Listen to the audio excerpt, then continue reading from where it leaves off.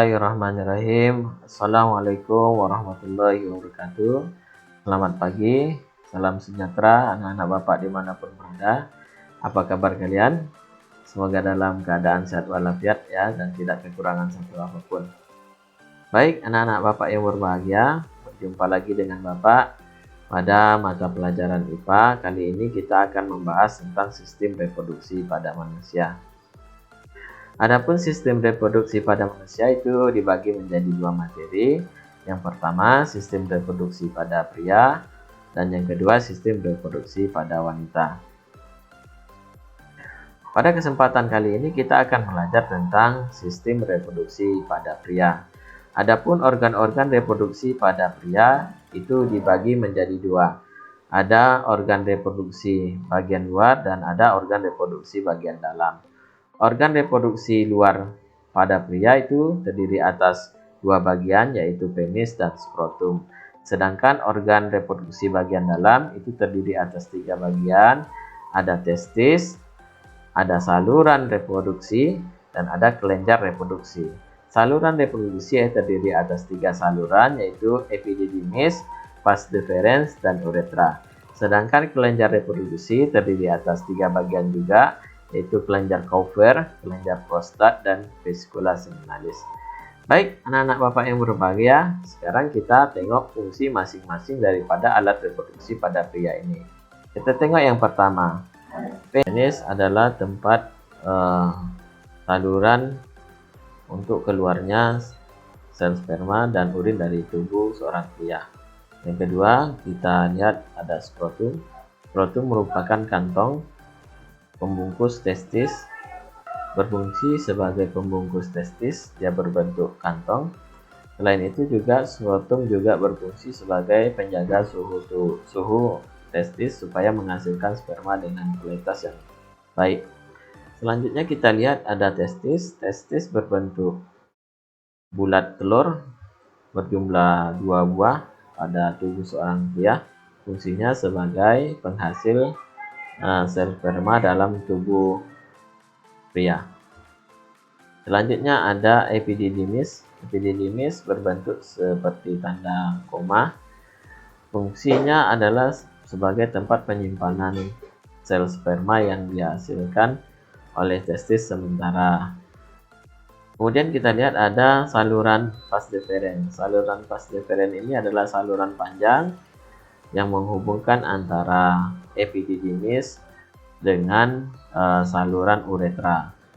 Jadi saluran ini berfungsi untuk menyalurkan sel sperma yang dihasilkan oleh testis ke luar tubuh manusia. Selanjutnya kita lihat ada vesicula seminalis. Vesicula seminalis ini berbentuk seperti kantong yang berkerut. Besarnya lebih kurang 5 cm, berfungsi sebagai penghasil cairan yang bersifat basah atau alkali yang mengandung fruktosa, hormon prostaglandin, dan protein pembekuan. Kemudian kita lihat kelenjar prostat. Apa itu kelenjar prostat?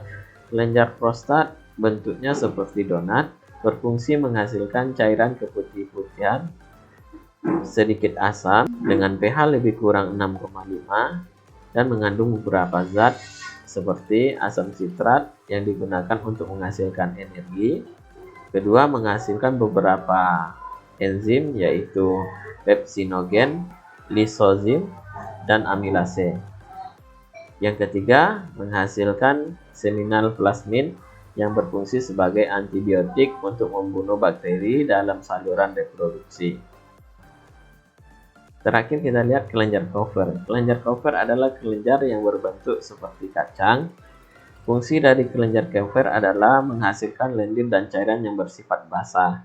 Cairan ini berfungsi melindungi sperma dengan cara menetralkan urin yang memiliki pH asam yang tersisa dalam uretra serta melapisi uretra, sehingga mengurangi sperma yang rusak selama ejakulasi. Baik anak-anak Bapak yang berbahagia, itu dia tadi fungsi daripada alat organ reproduksi pria. Selanjutnya kita lihat penyakit pada sistem reproduksi pria. Penyakit pada sistem reproduksi pria itu yang kita bahas ada 3. Yang pertama ada HIV/AIDS. HIV/AIDS adalah penyakit yang menyerang sistem kekebalan tubuh manusia. Penyakit ini diketahui belum memiliki obat yang benar-benar bisa menyembuhkan penderitanya. Kemudian yang kedua, penyakit pada sistem reproduksi pria adalah sifilis. Penyakit sifilis adalah penyakit menular. Penyakit sifilis adalah penyakit menular yang disebabkan oleh bakteri Treponema pallidum. Gejala awal penyakit ini adalah luka pada tempat masuknya bakteri ke dalam tubuh, biasanya pada daerah sekitar kelamin. Yang ketiga, penyakit pada sistem reproduksi pria adalah epididymitis. Penyakit epididymitis adalah peradangan pada saluran epididymis yang disebabkan oleh infeksi atau terkena penyakit menular seksual. Penyakit ini ditandai dengan rasa nyeri disertai pembengkakan pada salah satu testis. Salah satu penyebab terjadinya penyakit ini adalah pergaulan bebas. Jadi, anak bapak semua, dari ketiga penyakit yang menyerang sistem reproduksi pada pria, dapat kita simpulkan beberapa upaya untuk menghindari penyakit pada sistem reproduksi pria ini ya.